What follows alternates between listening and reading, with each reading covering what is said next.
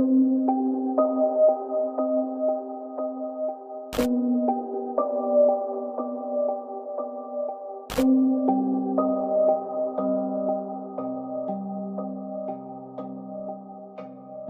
ability to feel or see beyond our five senses is attributed to the third eye, usually called the sixth sense. The third eye is associated with clairvoyance, visions, and occult power. Is developing the power of the third eye good for us or detrimental to our spiritual well-being? Today, we will find out if the third eye is truly a gift or a curse. I'm Veronica Baloy Jimenez, and this is Who's Calling?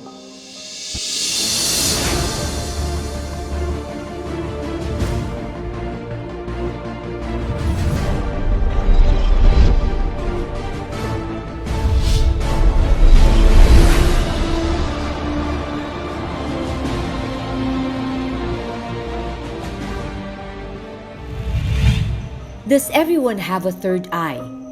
How can we tell if it is our third eye that is making us see strange things, or these are just a figment of our imagination? Fr.Winston Cabading of the Ministry of Spiritual Liberation and Exorcism at the Archdiocese of Manila explains what having a third eye means. Father, some people claim that they have the third eye. What exactly is a third eye? That's a very interesting question because it's really an analogous term. The third eye, it can talk about your psychic powers. Every one of us have psychic powers. Some have more sensitivity than others. It is latent in the soul. It exists because of the powers of the soul. But when we now talk about the third eye per se, the way we Catholics understand it, it's the third eye of the spirit of divination, which means it is a capacity where the spirit of divination, an occult evil spirit, is able to manipulate the psychic abilities of the person. Mila, not her real name, was just 9 years old when she started to see unusual things that she could not explain. So may nakita ko doon na ulo na may pakpak. So sinabi niya sa akin na pahiram ng katawan mo. After nun, doon na nagsimula yung may mga nakikita na ako. Pero sabi ng mga nag-alaga sa akin, no, ng mga tiyahin ko, mga pinsan ko, bata pa lang ako, alam nila na may nakikita na ako. So, hindi nga daw ako nahahawakan o nahalikan man lang ng mother ko. Sa tuwing umaga, nahanap nila ako, nawawala na ako. So, ang ginagawa ng pinsan kong yun, hinahanap niya ako doon sa mga kakahuyan, so hindi niya ako makita. Nakasanayan na nila na bumabalik ako ng bago magtanghalian. So, ang pinagtataka lang daw nila sa akin, saan nanggagaling yung mga daladala ko na pagkain, kalimang mga itlog, ganun. Akala ko lang, no, natural lang na makita ko itong mga espiritu na yan. So pagka nakikita ko sila, yun, nakikipag-usap sila sa akin, akala ko totoong tao lang sila. Pero dito na nalaman ko na hindi pala sila tao. Mababalahibong, maiitim, na tao malalaki, kulay itim sila. Ito yung malimit na magpakita sa akin nun. Filipino folklore stories tell us about legends, ghosts, and other mythical creatures. Father Winston says these creatures, although they appear in different forms and have different names depending on the country or region, are all fallen angels. Are ghosts and elementals even real? When we understand about ghosts, we often talk about human souls, right? So again, here in Catholic parlance, the way we really dogmatically understand it in both dogma and Catholic spirituality, there is no such a thing as ghost, meaning wandering souls. And when you talk about elementals, you talk about the mythological creatures of nature. In the Philippines, you have the capres, encantos. These are your elementals, the way we understand them. Other countries, other cultures may have a different way of describing them, but they're all fallen angels. These are all elementals. These are fallen angels residing in nature. And their intention is to be feared and to be worshipped. Those who would do good to them, offer them sacrifices, they promise to be benevolent to them. Those that would do something bad to them, would be malevolent to them. So they become our ancestors' gods. Father Winston says that generally, children may be more prone in seeing ghosts than other elementals. What about children who claim that they see a certain invisible friend? Does that mean that they also have the third eye? Children are interesting to study because psychologically their brains are not yet well developed. When they say they see things, it is probable that they really do see them. But of course, being very creative, they can also have make-believe friends. You know, even when we were kids, we used to play with ourselves and as if we're talking with someone.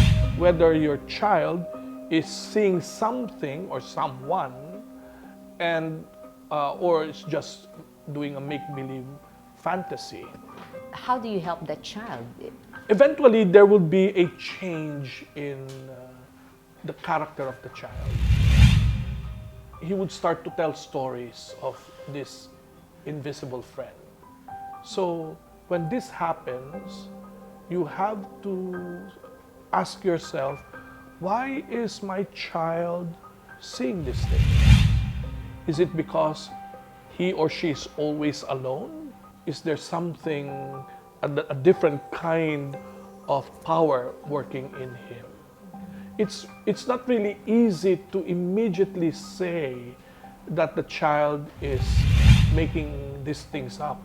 I think it would be really very wrong for parents to immediately assume that my son or my daughter is just making these things up. Because in our case, as exorcists, by the time the parents get to really realize that there is something wrong with the child, it's already too late. And the child is manifesting signs of possession already by then. Isn't that dangerous for children?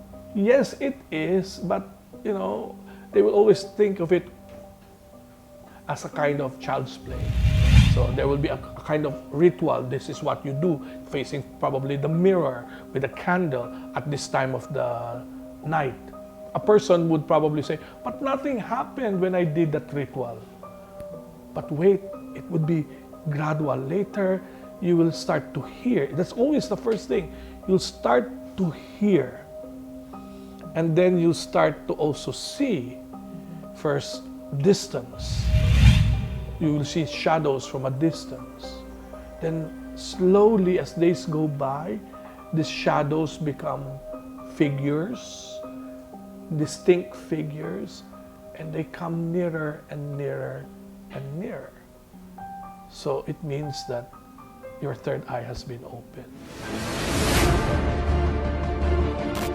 Up next. So, are you saying that the having your third eye open is dangerous? Spiritually dangerous, really. Yeah.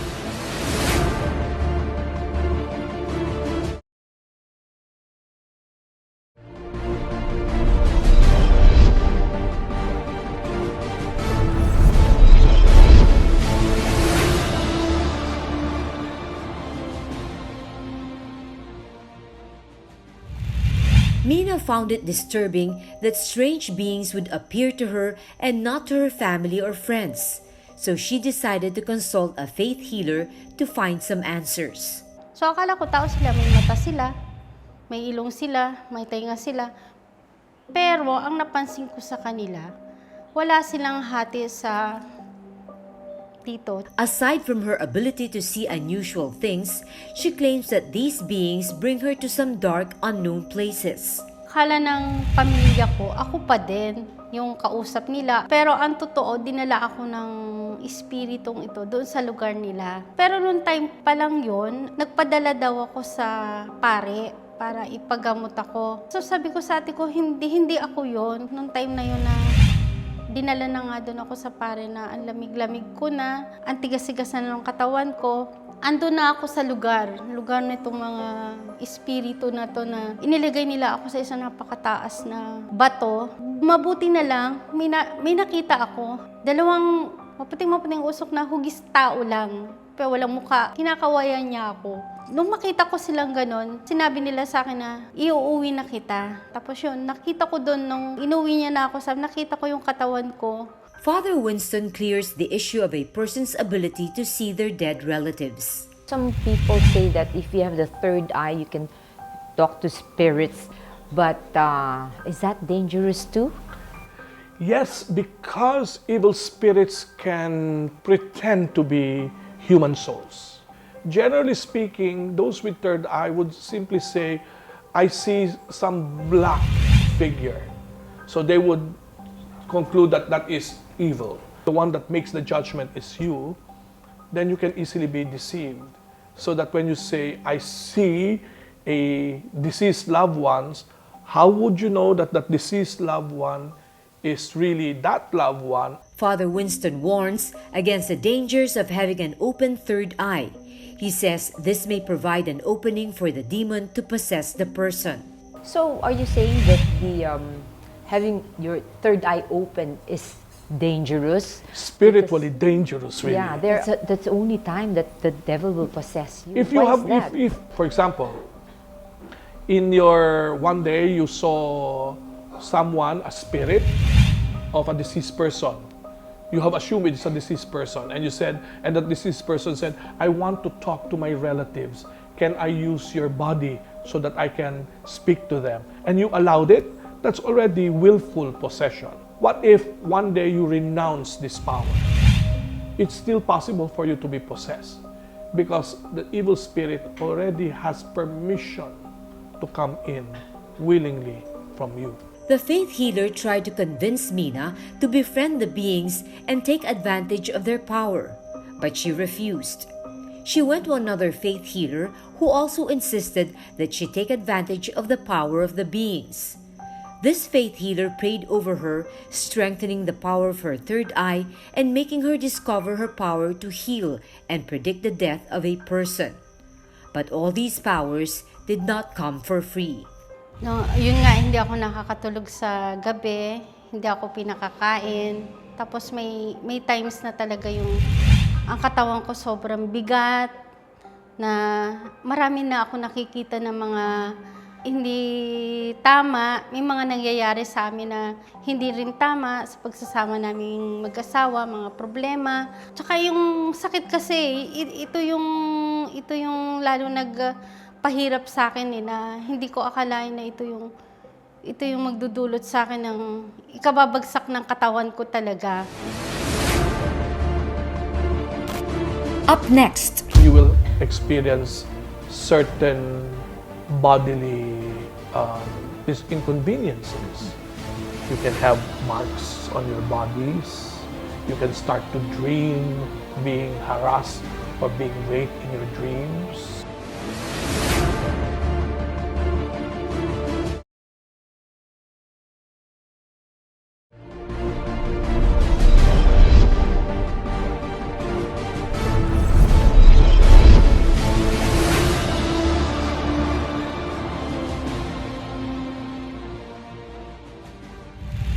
the more powerful Mina got, the more it took a toll on her body and her psychological being. Sari-saring sakit ang binigay sa akin. Yung pinatubuan ako ng mga bukol, parang ketong. Kasi hindi ako patulugin sa sakit, sa kate, sa hapdi, kahit anong gawin ko. Tapos may times na yung mukha ko nag-iiba, na hindi ko lang napakiramdam ko na parang may humahalik sa akin ng matindi na bigla na lang mamamaga yung labi ko. Nakakala ko yung asawa ko, yung katabi ko, hindi pala. Tapos makikita ko yung asawa ko nalalabas ng pinto. Tapos dumating sa punto pa rin na tinatakot na ako nitong mga espiritong ito. Many Filipinos are fond of going to fortune tellers. Father Winston talks about the dangers of fortune telling. Who told you it is a gift? Why not look at it from a different perspective? From the perspective of people who want to use the ability, they would consider that as a gift. In this context, you really need to discern whether that ability comes from God or comes from the evil one. Who controls it? when we go to hospitals or when we go to certain places, we have that kind of inkling that there's something strange in this place. So we are becoming really psychic at that moment. But the question will often redound to, I'm not used to this kind of ability. If I start to develop it, there will be one who would want to help you develop it. Imagine if you have psychic abilities and you can foretell the future, you can heal people. And if you have that kind of desire, the evil one would want to develop that power. So that's how your third eye now becomes not simply on the level of hearing, seeing, smelling. You can now even have talking. You can talk to spirits. And there's also the highest form, that is spirit channeling. You can allow now the spirit to come into your body and use your body to do things. But So you're basically being possessed, albeit willingly. according to Father Winston, originally the third eye was known as extrasensory perception. Father, what does the Bible say about the third eye? It does not really say directly the third eye. It condemns any form of divination. But the power to divine is intimately connected with what we would call the third eye. Because the concept of the third eye is something, at least the term third eye is something rather new. It's a fairly new term that came from the East, from Hinduism and Buddhism, and then taken over by the New Age movement in the West, and now it came into our vocabulary of having the third eye. Once upon a time, it was called ESP, extrasensory perception. So it can be anything. But as I said, third eye is an analogous term because it can mean many things. Is it true that the third eye is somehow related to our pineal gland? Yes and no. The pineal gland is one of our endocrine glands.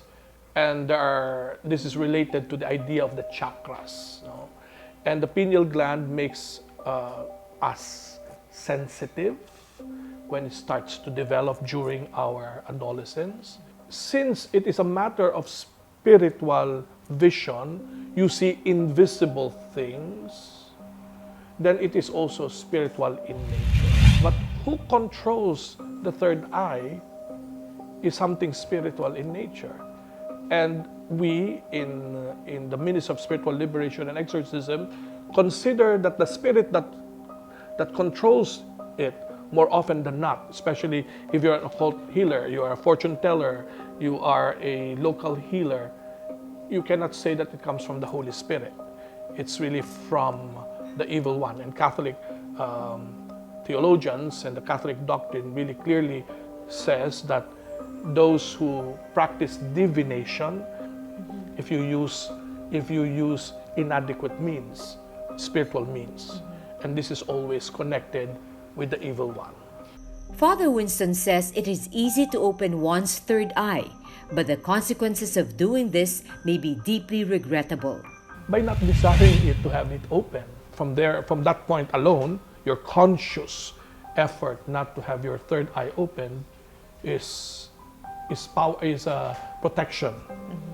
But if there is that desire for power, then the evil one will come to try to open it for you. There are certain people whom we have met who have opened their third eye by just going over the internet. Mila's experiences clearly show the diabolical effects of empowering the third eye. How do you close your third eye?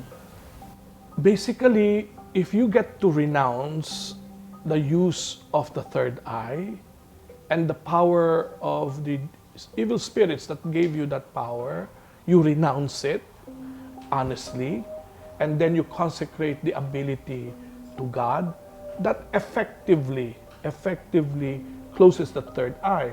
However, If you have used the third eye for quite some time and profited from it, and therefore it would not be easy for the person to just renounce, because the evil spirit will now retaliate, then you will experience certain bodily inconveniences.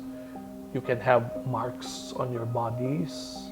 You can start to dream being harassed or being raped in your dreams. You can experience being thrown out by a certain force. Things can move inside the house. These are kind of oppressions. So you will find that there are people whose third eye can easily be closed, but there are those that you find difficult, and it would take some time for that person to be truly healed, because there is always that temptation that the evil spirit of divination will try to open it again out of curiosity. We have seen so many cases of people who were thinking, is it really occult? It might not be probably occult. Let me see if my third eye hasn't been closed. So they will go and test. Then it's too late. They realize that they have opened their third eye once more. Mila said she had to go through so much sufferings before she realized that indeed she was dealing with something diabolical. Almost hopeless, she turned to Jesus for help. Nung una, hirap na hirap ako kasi sabi ko, ang totoo, ayaw ko talaga eh. Ang sarili ko, ang ayaw ko, tapos humingi rin ako ng... Kasi ang tigas din talaga ng ulo ko noon. Kaya pinabalikan niya sa akin yung lahat ng mga nangyari sa akin to make me realize kung ano yung naging epekto ng third eye na to, kung bakit hindi ko siya pwedeng alpasan. So, kinounsel niya ako talaga. Ayaw ko nang maranasan pa ng mga anak ko. Yung naranasan ko na magkaroon ng ganong kapangyarihan. Hindi pala to sa Diyos. Kumbaga, kinakalaban mo rin pala ang Diyos sa pagkakaroon ng ganitong kapangyarihan. Ang hirap. Yung may mga bagay kasi ako na hindi ko palubos maintindihan. Ang kailangan ko siguro talaga nung mga panahong yun na yung bumalik ako sa Diyos, magkaroon ako ng personal na relasyon sa Diyos. Doon ko naramdaman talaga na yung pagmamahal ng Diyos sa akin, na mahal ako ng Diyos. Na naramdaman ko yung awa niya sa akin kasi dahil doon sa mga kasalanan ko nga nagawa. At isa pa kasi na nahirapan ako noon na lahat ng pinanghahawakan ko noon talaga ay pakiramdam ko ay wala akong kakampi. So ipinaramdam sa akin ni Lord na ako lang, wala nang iba. So ang isa pa nga na nakapagpatatag din sa akin is yun nga, magkaroon ako ng mass, kahit hindi man everyday mass, magkaroon ako ng every Sunday. Isa pa nakatulong din sa akin is yung confession, na never ko namang ginagawa talaga yung magkumpisal. Iba pa rin na meron kang personal talaga na pakikipag-ugnayan sa Diyos. If somebody tried it and then decided, I don't want this, what prayers can he use to The first one is renounce it? really confession.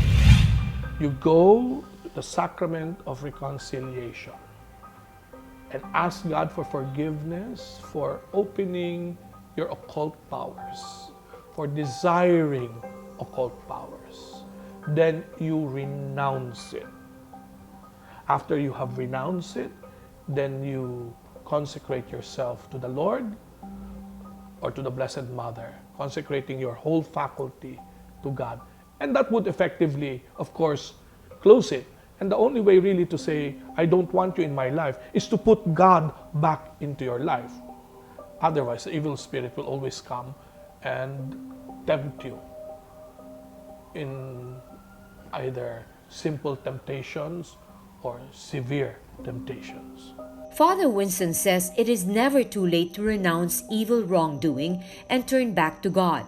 But he stresses that people must be wary of the evil one who is always ready to deceive to win souls. Young people are fascinated by all these things. What do you advise them? And even the not so young. Well, there is a reason why God did not give us an open third eye. There's a reason for that. Because the evil spirits can easily deceive us and harass us.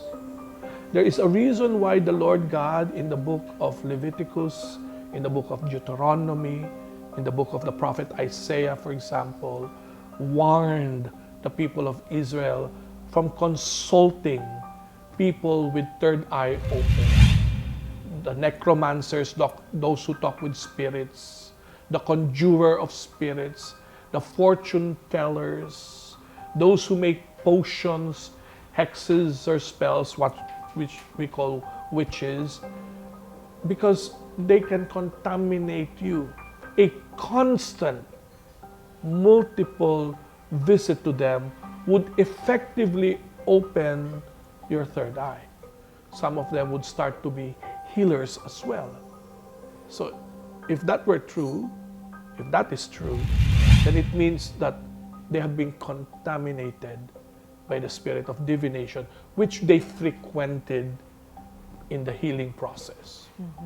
So I warn people not to desire it. Don't desire it. Ask the gift of the Holy Spirit for enlightenment, for guidance. But if you look for the power elsewhere, the evil one will come and give you that power. Satan may use our desire to reach out to our loved ones and tempt us with the power of the third eye. We have no need for the power of the third eye to satisfy us. Our Bible verse for this week is from Leviticus chapter 19, verse 31. Do not turn to mediums or seek out spirits, for you will be defiled by them. I am the Lord your God. Thank you so much for watching. For comments and suggestions, you may visit our Facebook page. Join us again next week for another exciting episode here on Who's Calling. This has been Veronica Baloit Jimenez saying, everything is possible with God when we call on Him. May God bless us all.